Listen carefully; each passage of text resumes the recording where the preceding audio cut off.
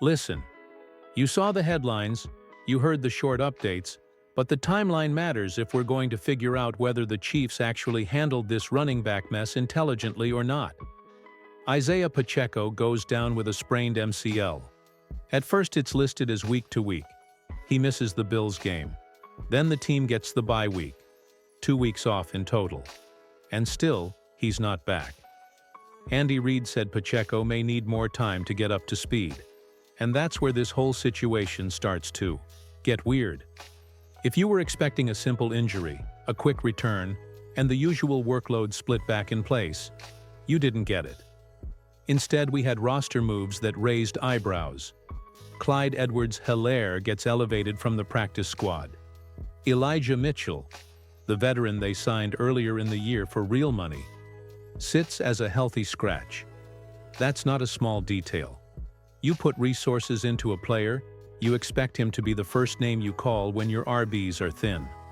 So when the staff favors a practice squad call-up over your paid veteran, it begs a question. What aren't they telling us? On the field, the usage makes this look even more inconsistent. Kareem Hunt gets a predictable dip-in carries plan. Brashard Smith gets the occasional electric look. Rashid Rice winds up with 4 carries on the year despite looking physical and capable with the ball in space. Pacheco, when limited, barely factors in. The coaches talk about protecting Patrick Mahomes and managing a player's return, which are valid concerns. Nobody wants to risk an MCL becoming something worse. But those same coaches also left the deadline without bringing in the backup power runner they reportedly targeted. We heard about names like Breece Hall being on their radar. The trade didn't happen. So what's the short summary here? You've got a starter dealing with an MCL that may need cautious handling. You've got a costly veteran in Mitchell who isn't playing. You've got a late-round rookie who flashes but hasn't been given a consistent role. And you've got a front office that, for whatever reason, walked away from deadline trades that might have simplified this problem. That mix, injury plus mystery roster choices plus inaction at the deadline, creates the exact scenario you want to avoid when you're thinking about December and January football. Do you think the Chiefs mismanaged the running back room this season? Yes or no? Drop a vote in the comments right now. And while you're there, do me a favor. Hit that subscribe button and ring the bell so you don't miss the next deep dive. We're pushing to 6,000 subscribers, and every like pushes this channel closer to that goal. If you like this breakdown, smash the like button. It really helps. Before I move into what the possible explanations are and which ones actually hold up, tell me this in the comments. If Pacheco needs 3 more weeks, would you rather they rest him fully or bring him back as soon as possible? Type rest or rush, and tell me why. Your answers will shape the next part of this video. Alright, so let's really dig into the part that doesn't make any sense. When you look at how this running back room was built and how it's being managed, it's like the pieces don't fit together. At all. Let's rewind to free agency. The Chiefs signed Elijah Mitchell during the tampering period. That's before free agency officially opened. That move alone told every fan, okay, the front office already has a plan. You don't sign a guy that early without believing he's going to be a key part of your offense. They gave him real money too, around $2.5 million with over $1 million guaranteed at signing. That's not a camp body contract. That's an investment. So how do we go from that to him being inactive for most of the season? Not because of injury, but as a healthy scratch. It's confusing, and the logic behind it doesn't line up with what we were told this team valued. Now, add in Brashard Smith, the 7th-round rookie. When the Chiefs drafted him, most fans figured he'd be a developmental weapon, maybe used in screens, gadget plays, motion. He's shown flashes when he touches the ball, but his opportunities have been few and far between. And meanwhile, when Pacheco goes down, who gets the nod? Clyde Edwards-Helaire. Yeah, that same Clyde who's been hanging around on the practice squad. bouncing in and out of the rotation for the past few seasons. Andy Reid justified it by saying Clyde protects Patrick Mahomes better in pass protection. That's fair, but if the guy's being elevated for blocking and not running, then why are we handing him inside zone runs like he's prime Kareem Hunt? It's almost like the coaching staff can't decide what this group is. Are they trusting veterans, developing rookies, protecting the quarterback, or just playing it safe with the least risky options every week? Every possible reason they could give us still raises another question. If it's about trust, why sign a veteran like Mitchell and not use him? If it's about health, why keep saying he's fine and still scratch him? And if it's about understanding the playbook, isn't that exactly what training camp and the first half of the season are for? At some point, this stops being a mystery and starts looking like poor management. And the risk here is bigger than just one player's workload. It's about rhythm. Running backs need reps to find tempo. And if you're rotating guys inconsistently, nobody ever gets comfortable. So what are we left with? A running back rotation that changes weekly, a star who's hurt, and a depth chart that feels like it was thrown together on the fly. That's how teams end up in trouble when it matters most. In January, when every possession counts, and you can't rely on Mahomes to bail you out every drive. Which explanation do you buy the most? Trust issues, health concerns, or playbook problems? Drop your pick in the comments and tell me why you think that's the case. And if you're enjoying this breakdown and want to help us reach our goal of 6,000 subscribers, make sure to hit that like button. It tells YouTube you're a real Chiefs fan who wants more content just like this. Let's be real. Nobody wants to talk about the running game until it becomes a problem in the postseason. And that's exactly where this conversation starts to matter. Because when you hit December and January, when the cold rolls in, defenses tighten up, and pass rushers start pinning their ears back, you can't just rely on Mahomes to save you. You need balance. You need a ground game that keeps the offense on schedule and the defense honest. We've seen this story play out before. Teams that can't close out games because they can't run the ball when it matters most. And if the Chiefs don't figure this out, they could easily become one of them. Think about it. Every Super Bowl team the Chiefs have built under Andy Reid has had at least some semblance of a functioning rushing attack when it counted. Whether it was Damian Williams in 2019 or Pacheco's burst last season, there was always a guy who could grind out those tough yards in the fourth quarter. But right now, the identity of this run game is gone. Andy Reid and Mahomes clearly prefer the pass-first style, and who can blame them?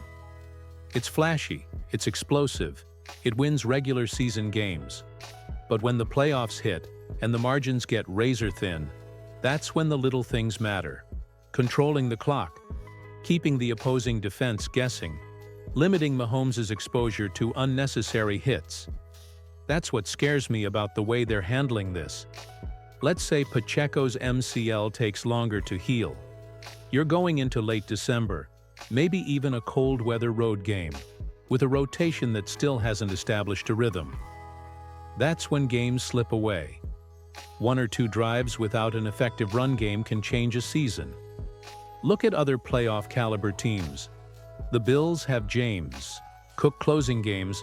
The Giants leaned on Saquon Barkley when their passing offense vanished.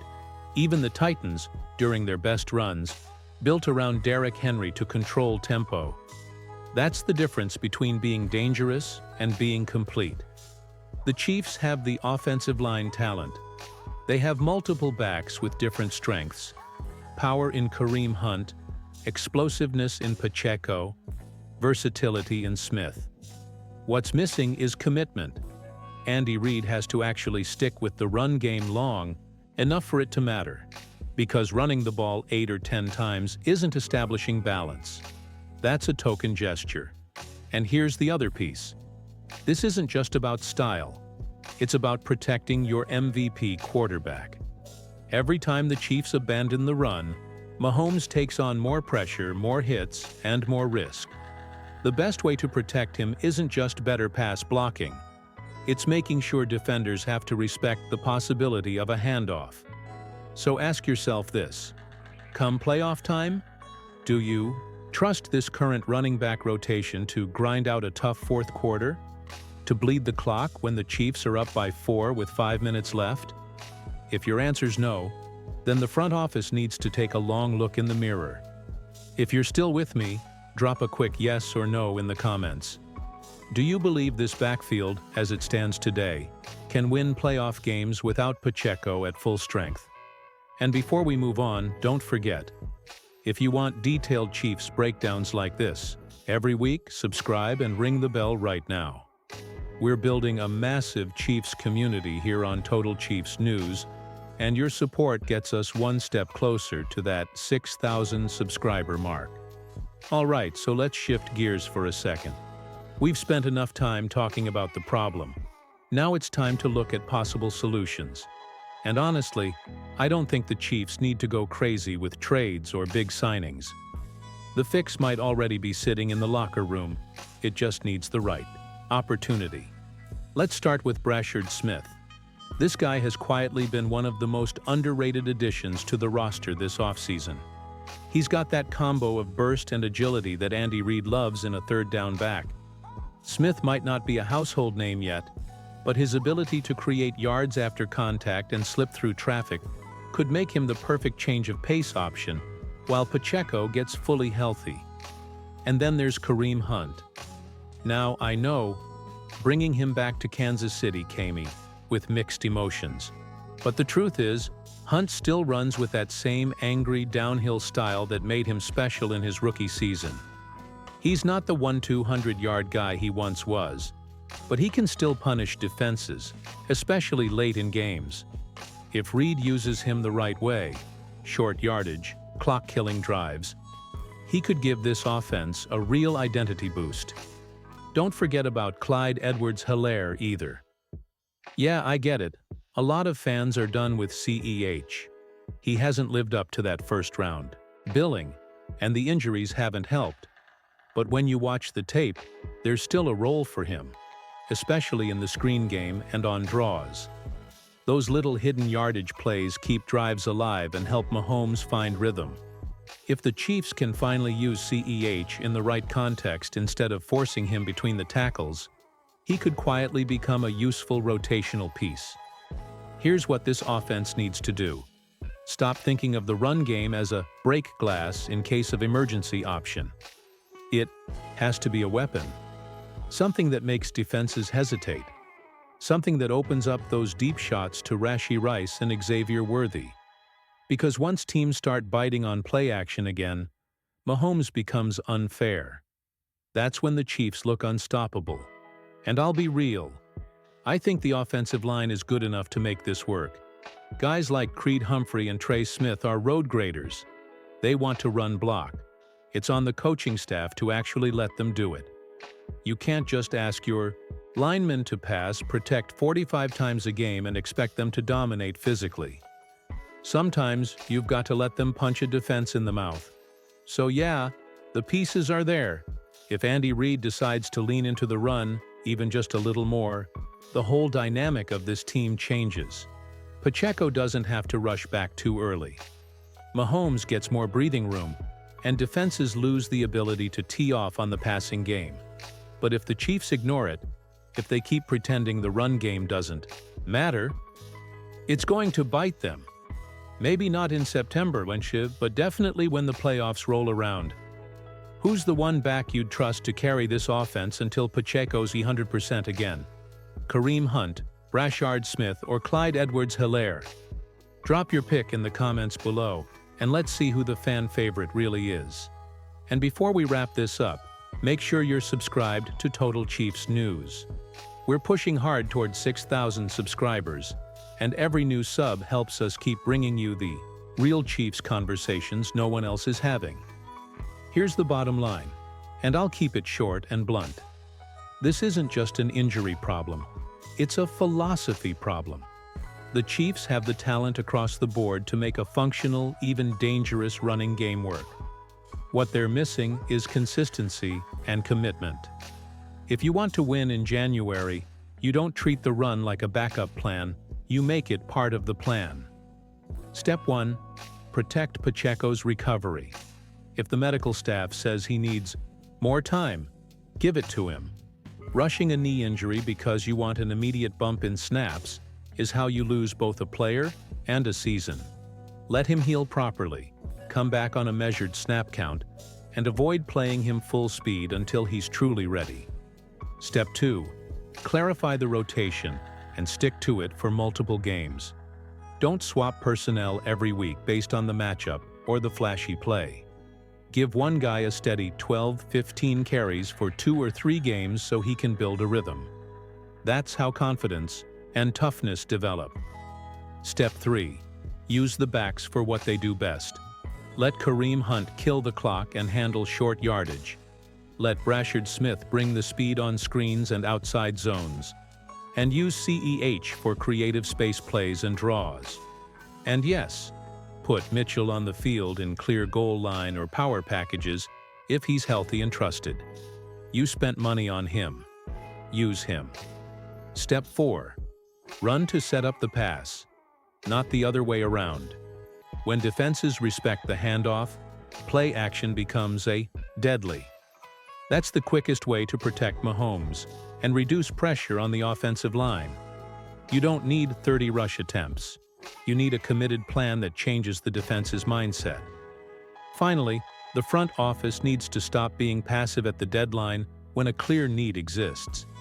If the team truly wanted a certain type of back and had the opportunity, don't walk away unless you've got a better plan. Rumors and "we considered it" don't win Lombardis.